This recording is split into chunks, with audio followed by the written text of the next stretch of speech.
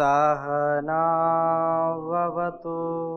सहनौ भुनक्तु सह वीर्यं करवावहै तेजस्विनावधीतमस्तु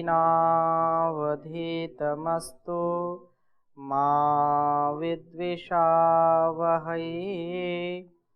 ओम शांति शांति शांति। हम प्रत्याहार के फल के ऊपर चर्चा कर रहे थे कि प्रत्याहार जब घटित होता है, प्रत्याहार हम सिद्ध कर लेते हैं तो उसका फल क्या मिलता है। तो महर्षि पतंजलि ने जो दूसरे पाद के 55वें सूत्र में कहा है, ततः परमा वश्यते इंद्रियाणाम, कि ततः उस प्रत्याहार की सिद्धि से, ततः उस प्रत्याहार जो ऊपर कह दिया है कि जो प्रत्याहार है उसकी सिद्धि से, परमा अर्थात उत्कृष्ट वश्यता नियंत्रण होता है। किनका नियंत्रण होता है? इंद्रियों का नियंत्रण होता है। इंद्रियों की ही चर्चा चल रही है। इंद्रियों का नियंत्रण होता है और उत्कृष्ट वश्यता हो जाती है, मतलब बहुत ऊंची उनको वश में हम कर लेते हैं। इसलिए ये बात यहां पर हमको समझनी चाहिए। और व्यास भाष्य में भी महर्षि व्यास ने जो है भाष्य करते हुए इस बात को कहा है कि जो शब्द आदि विषयों में अव्यसन इंद्रिय जय है, ऐसा कुछ कहते हैं। जो आसक्ति है, जो शक्ति आसक्ति है, वह व्यसन कहलाता है, क्योंकि यह कल्याण से वंचित करती है। और अविरुद्ध प्राप्ति अर्थात अविरुद्ध भोग न्याय संगत है, यह व्यसन नहीं है। स्वेच्छा से शब्द आदि का प्रयोग इंद्रिय जय है, ऐसा अन्य मानते हैं। राग द्वेष का अभाव होने पर सुख दुख रहित शब्द आदि का ज्ञान इंद्रिय जय, ऐसा और कुछ लोग मानते हैं। चित्त की एकाग्रता से इंद्रियों की शब्द आदि में अप्रवृत्ति, सन्निकर्ष न होना ही, और सन्निकर्ष जब नहीं होता तो वही इंद्रिय जय हो जाता है। ऐसा जो है जैगिषव्य का कथन है। और उनसे तो यह अवश्यता उत्कृष्ट है कि जो चित्त के निरोध होने पर इंद्रियां निरुद्ध हो जाती हैं। दूसरे इंद्रिय जय के समान योगी जन प्रयत्न जनित अन्य उपाय की अपेक्षा नहीं रखते हैं। तो यहां जो प्रत्याहार का फल बताया, इसको थोड़ा सा और स्पष्टता से समझने का प्रयास करते हैं कि प्रत्याहार की सिद्धि होने पर इंद्रियां पूर्ण रूपेण योगी के वश में आ जाती हैं। इंद्रियों की वश्यता के विषय में लोगों की विविध मान्यताएं हैं। कुछ लोगों की मान्यता यह है कि इंद्रियों के शब्द आदि विषयों में आसक्त न होना ही उनकी वश्यता है, अर्थात इंद्रियां जैसा हमको ले जाती हैं विषयों के पास या उसके प्रति आकृष्ट करती हैं हमको, तो उनको उनका आसक्त न होना ही वश्यता है। कुछ लोगों का ऐसा कहना है, क्योंकि इंद्रियों के भोग व्यक्ति को श्रेय मार्ग से दूर रखते हैं। जितना जितना हम इंद्रियों को भोगों की ओर ले जाएंगे या इंद्रियों पर हमारी जब तक जो है पकड़ नहीं होगी, इंद्रियों को जब तक हम नियंत्रित नहीं करने में सफल होंगे, तब तक हम श्रेय मार्ग के पथिक नहीं हो सकते। श्रेय अर्थात जो अपवर्ग है, जो मुक्ति का मार्ग है, उसके हम कभी भी उसमें सफलता नहीं प्राप्त कर सकते हैं। जब हम भोगों से ऊपर उठते हैं, इंद्रियों के सुखों से ऊपर उठते हैं, यही तो कहा ना, भोग और अपवर्ग, दो चीजें बात कही ना, भोग और अपवर्ग। जब तक व्यक्ति केवल भोग की ही कामना करता है, भोगों में ही जब तक लगा रहता है, तब तक उसको अपवर्ग नहीं मिल सकता है। भोगों के प्रति जो इच्छा बनी हुई है वो बार बार व्यक्ति को उधर ही आकृष्ट करती है, बार बार उधर ही उसको झुकाती है। इसलिए भोग, ऐसे तो बिना भोग के हम रह नहीं सकते, लेकिन दोनों के लिए जीवन मिला है। ये जीवन किस लिए मिला है? भोग के लिए भी और अपवर्ग के लिए भी। अर्थात प्रेय भी और श्रेय भी, दो मार्ग बताए हैं ना। जैसे कठोपनिषद में भी दो मार्ग बताए, एक क्या है? प्रेय है और एक श्रेय है। एक भोग है, एक अपवर्ग है। यदि आप भोग नहीं भोगेंगे, आप आहार नहीं ग्रहण करेंगे, आप जो आवश्यक वस्तुएं हैं उनका प्रयोग नहीं करेंगे, तो जीवन नहीं चल सकता। और ये जीवन नहीं चलेगा तो अपवर्ग कहां से मिलेगा? परमात्मा ने भोग के लिए और अपवर्ग के लिए इसको बनाया है, इस मनुष्य जीवन को दिया है।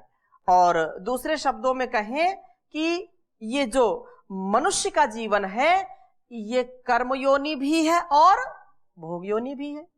कर्म इतना ऊंचा करना है, इतना ऊंचा करना है कर्म, कि लोगों के लिए आप आदर्श बन जाएं, लोगों का आदर्श आप बने। और कर्म कैसे हो? निष्काम कर्म हो, स्वार्थ में या सकाम कर्म या अपने केवल भोगों के लिए नहीं होना चाहिए। कर्म किसके लिए? परमार्थ के लिए, दुनिया के लिए, सेवा सत्कार के लिए। ऐसे संस्कारों से व्यक्ति जब युक्त होता है तो उनका जीवन श्रेष्ठ होता है, उनका जीवन हितकारी होता है। इसलिए ये इंद्रियों को भोग भी हमको जब जब आवश्यकता पड़ती है तो भोजन का भी ग्रहण करते हैं, और जल का भी, दुग्ध का भी सेवन करते हैं, और लोगों की बातें भी सुनते हैं, और अनेक प्रकार के भोगों को भोगते हैं। भोगते हैं कि नहीं भोगते? अच्छी नींद भी लेते हैं, और अच्छी नींद ना लें, किसी को अनिद्रा की शिकायत हो जाए तो कितनी उसको परेशानी होगी, व्यक्ति पागल हो सकता है। यदि उसको नींद 2-4 दिन, 5 दिन या 2 दिन 3 दिन यदि उसको नींद ना आए तो उसका दिमाग बिल्कुल जो है अपसेट हो जाएगा। ये किसी स्थिति में जो है 2 दिन 4 दिन भोजन ना दीजिए, काम चल जाएगा। 1-2 दिन पानी भी ना दीजिए तो हो सकता है उसको बैठा रहे तो भी काम चल सकता है।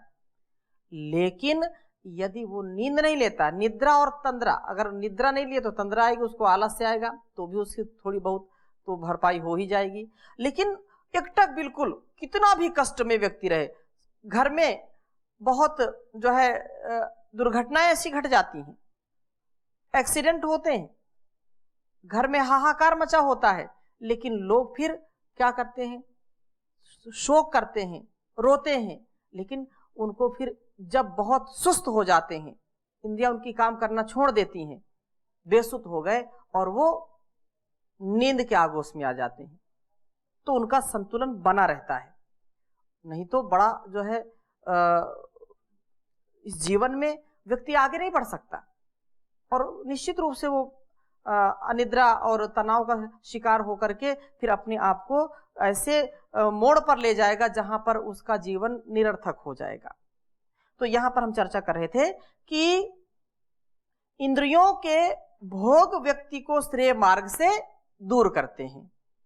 जो मुक्ति का मार्ग है, जो कल्याण का मार्ग है, जो हमारे जीवन का आधार है, जिसके लिए जीवन मिला है, यदि भोगों को हम भोगने में ही अपने जीवन की इतिश्री कर लेंगे, इसकी परिसमाप्ति इसी में समझेंगे कि खाओ पियो मौज करो, इसीलिए जीवन मिला है। कुछ लोग ऐसे कहते हैं, पिब भूस रमस्व, खाओ पियो मौज करो, यावत जीवेत सुखम जीवेत, ऋणम कृत्वा घृतम पीवेत। तो मतलब जब तक जियो तुम, चाहे घर में खाने के लिए ना हो तो जो है दूसरों से कर्जा काट के मांग के लाओ और घी पियो। तो ऐसे भोगवादी जो लोग हैं वो जीवन को कभी भी श्रेय मार्ग पर नहीं ले जा सकते हैं। वो स्वयं डूबेंगे और दूसरों को भी डुबाएंगे। और ये भी सत्य है कि बिना भोग के भी हमारा जीवन चल नहीं सकता है। भोग भी भोगना है, लेकिन ज्ञान पूर्वक उपभोग करना है। तेन त्यक्तेन भुंजी था, त्याग पूर्वक उसका उपभोग करना है। भोग भुज पालना और व्यवहारयो हो, जिससे हमारी पालना हो, जिससे हमारी रक्षा हो, जिससे हमारा जीवन अबाध गति से चल सके, किसी प्रकार की कोई बाधा ना आए, ना रोग कोई सताए, चाहे वो आदि हो या व्याधि हो, शारीरिक या मानसिक रोगों से बच करके हम अपने लक्ष्य की ओर सतत आगे बढ़ते रहें। चरैवेति चरैवेति, आगे हम बढ़ते रहेंगे तो यही जीवन हमारा योगमय जीवन हमको दिव्य जीवन बना देगा। तो एक सीमा में रह करके विषय भोग करना हानिकारक नहीं है। एक सीमा में भोग करना, जैसे हमने कहा कि आप एक व्यक्ति है, किसी को आप ये नहीं कह सकते कि नहीं मिठाई खाना भोग है। शक्कर भी जो है, मिठाई भी, वो भी शरीर के लिए आवश्यक है। नमक भी शरीर के लिए आवश्यक है, जल भी शरीर के लिए आवश्यक है, और अन्न भी। ये जो कुछ भी हम पदार्थ लेते हैं, औषधि के रूप में जो भी ग्रहण करते हैं, वो हमारे शरीर के लिए आवश्यक है, और उनका सेवन नहीं करेंगे तो जीवन हमारा चल नहीं सकता है। किसी न किसी रूप में किसी न किसी तत्व की कमी हो जाएगी, और जब तत्व की कमी हो जाएगी तो व्यक्ति फिर रोगी हो जाएगा। रोगी व्यक्ति कभी भी योगी नहीं हो सकता है। योग को करके रोग को पहले मिटाएगा, फिर योगी बनेगा। वो रोगी व्यक्ति किसी के लिए उपयोगी नहीं हो सकता है। रोगी व्यक्ति किसी का चाह करके भी सहयोगी नहीं हो सकता है कि मैं इसका सहयोग करूं, लेकिन जब वो अपने आप का तो सहयोग पहले कर ले, अपने आप को तो पहले वो स्वस्थ कर ले। इसलिए ये बात कहा कि एक सीमा में रह करके विषय भोग करना हानिकारक नहीं है। कुछ लोगों का यह मत है कि अपनी इच्छा से शब्द आदि विषयों का भोग करना इंद्रियजय है। कुछ लोगों का यह मत है कि राग द्वेष के न रहने पर सुख दुख रहित शब्द आदि विषयों का ज्ञान करना इंद्रियजय है। दो बातें हैं कि मैं जब बोलूं, जब मैं सुनूं, जब मैं कुछ कहूं, जब मैं कुछ अनुभव करना चाहूं तो अनुभव करूं, ना करना चाहूं ना करूं, ये इंद्रियजय है। कुछ लोग ऐसे हैं कि नहीं, इंद्रियजय ये है कि चाहे वो सुखकारी हो या दुखकारी हो, उसको सुनना लेकिन उसके प्रभाव में ना आना, ये इंद्रियजय है। दोनों प्रकार से समझ सकते हैं कि मैं शब्दों को जब बोल रहा हूं या मैं बोलूं, अपने वश में है ये। मैं, कोई बोल रहा है और मैं बैठा हूं, मेरी इच्छा नहीं सुनने की, मैं नहीं सुनता। एक बोले ये इंद्रियजय है कि मैं चाह करके भी सुन नहीं रहा हूं, या मेरे सामने कोई वस्तु रखी है और मैं उसको ग्रहण नहीं कर रहा हूं, एक तो ये है। उसके सुख दुख का अनुभव मैं नहीं कर रहा हूं क्योंकि मैं नहीं चाह रहा हूं, ये इंद्रियजय है।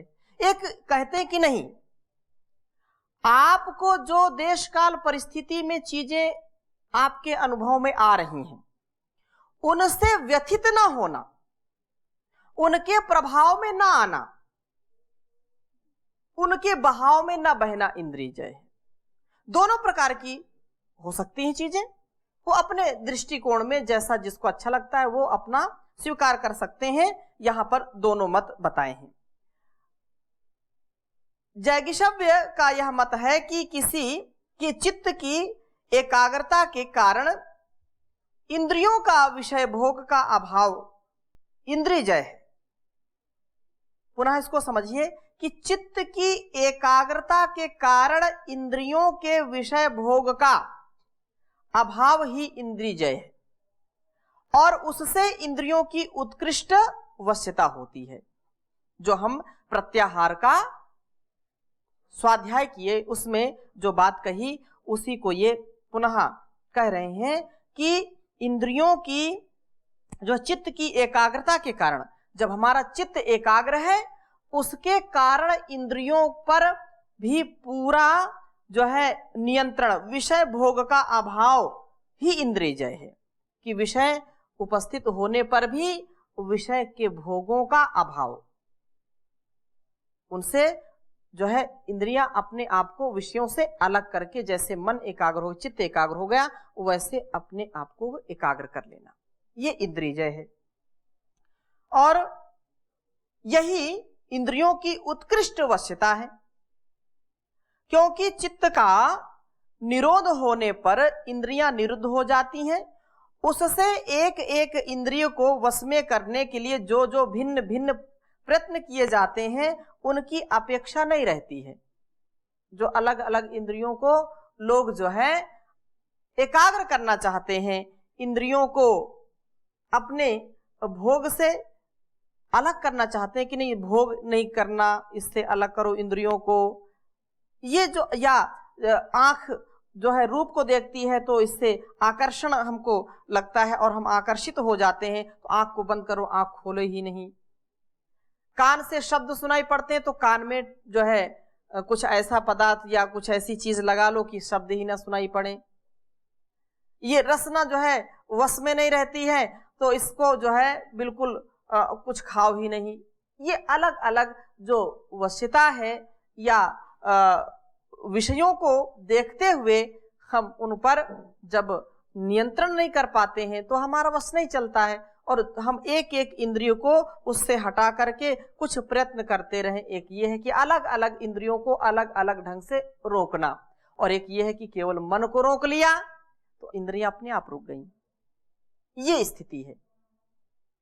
तो ऐसी स्थिति में जो है कुछ योगाभ्यासी श्रोत्रेंद्रिय को वश में करने के लिए पृथक से अभ्यास करते हैं और रसना इंद्रिय को जीतने के लिए पृथक रूप से प्रयत्न करते हैं। चित्त को जीतने के लिए पश्चात सभी इंद्रियों को जो है वश में आ जाती हैं, उनको वश में करने के लिए भिन्न भिन्न उपाय करने की आवश्यकता नहीं रहती है। ये तात्पर्य है। इससे यह नहीं समझना चाहिए कि इंद्रियों को वश में करने के लिए प्रयत्न नहीं करना चाहिए, करना चाहिए। जब हम एक एक इंद्रियों को वश में करेंगे तो धीरे धीरे उसका स्वभाव बन जाएगा और फिर उन पर हमारा नियंत्रण धीरे धीरे होगा। क्योंकि ये इंद्रियां जो बहिर्मुख हैं तो ये बहुत प्रबल हैं। इंद्रियां हमारी बहुत प्रबल हैं। एक इंद्रिय यदि हमारे नियंत्रण में नहीं है तो भी हम मृत्यु को प्राप्त हो सकते हैं। आपने बार बार उस श्लोक को पढ़ा है, समझा है। कुरंग मातंग पतंग भृंगा मीना हता पंचभिरेव पंचा एकहा प्रमादी सकथम न हन्यात् यह सेवते पंचभिरेव पंचा। ये जो हाथी हो, हिरण हो, भंवरा हो या पतंगा हो या मछली हो, ये पांच जो प्राणी हैं, जो पांच जीव हैं, ये पांच विषयों को ही पकड़ते हैं।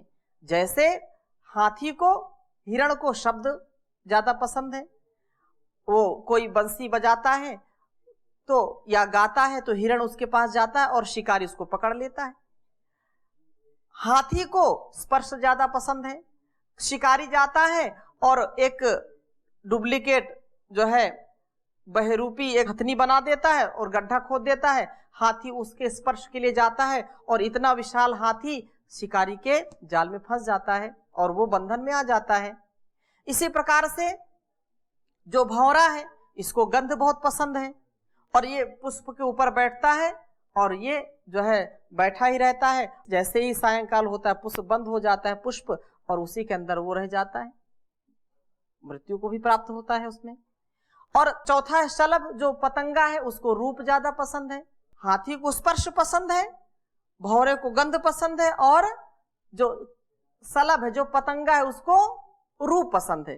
तो वो जो जितना जहां लाइट दिखाई पड़ती, जितना बड़ा हाइलोजन जलता है, तो अग्नि या दीपक के पास आकर के उसी को प्राप्त करना चाहता है और उसमें वो मृत्यु को प्राप्त हो जाता है।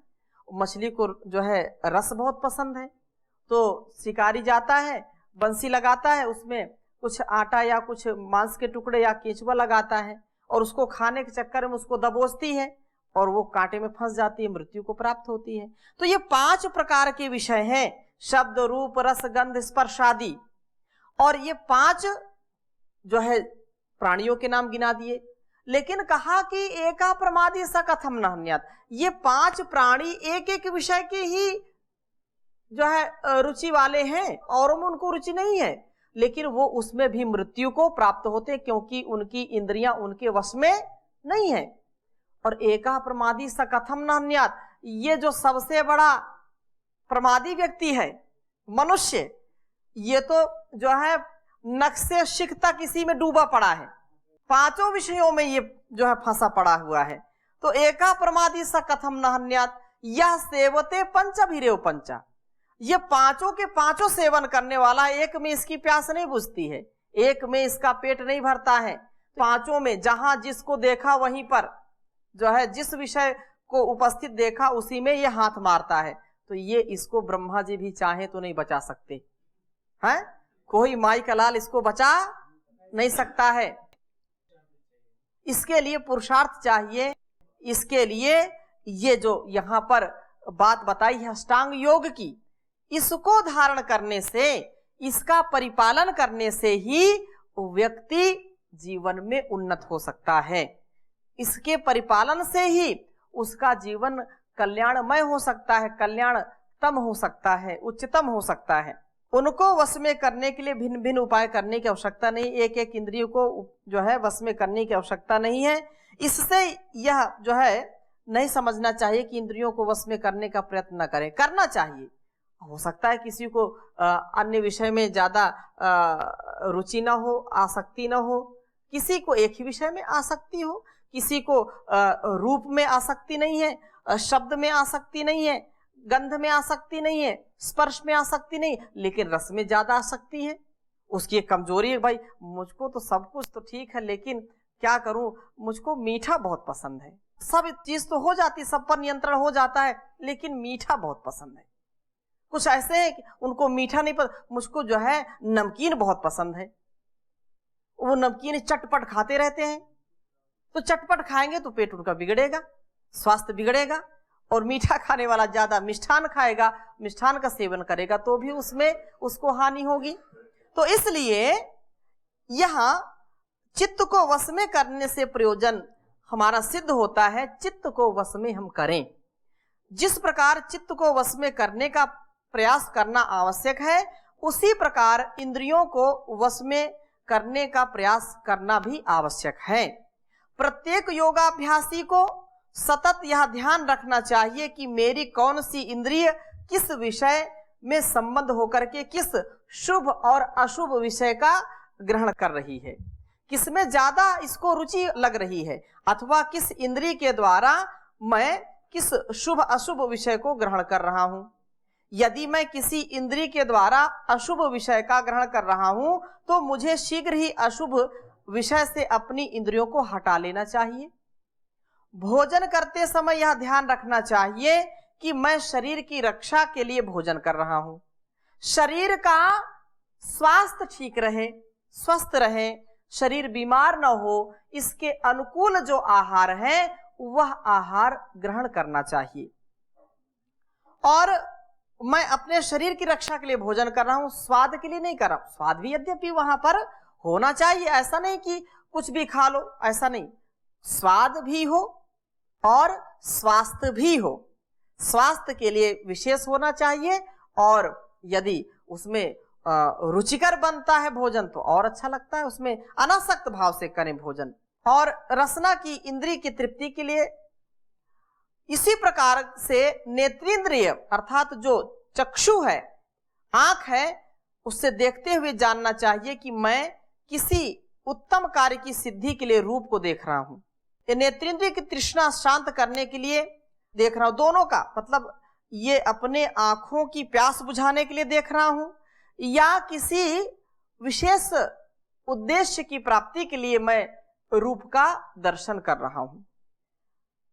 इस प्रकार से साधक को इंद्रियों पर सदा नियंत्रण रखना चाहिए। मनु महाराज ने भी जो 10 लक्षण बताए हैं धर्म के, उसमें भी यही बात कही है कि जितेंद्रिय व्यक्ति का जो है स्वरूप यही बतलाया कि जो खा करके, स्पर्श करके, देख करके, सूंघ करके, सुन करके हर्ष अनुभव करता है और न शोक, जो न हर्ष अनुभव करता है न शोक अनुभव करता है। मतलब ये इंद्रियों से हम किसी भी चीज का ग्रहण करें, न उसमें हमको ज्यादा राग होना चाहिए, न उससे द्वेष होना चाहिए, न उसमें जो है ज्यादा हर्ष महसूस करें और न शोक अनुभव करें। वही व्यक्ति जितेंद्रिय है। इस प्रकार चित्त को और इंद्रियों को वश में करने का सदा प्रयत्न करना चाहिए।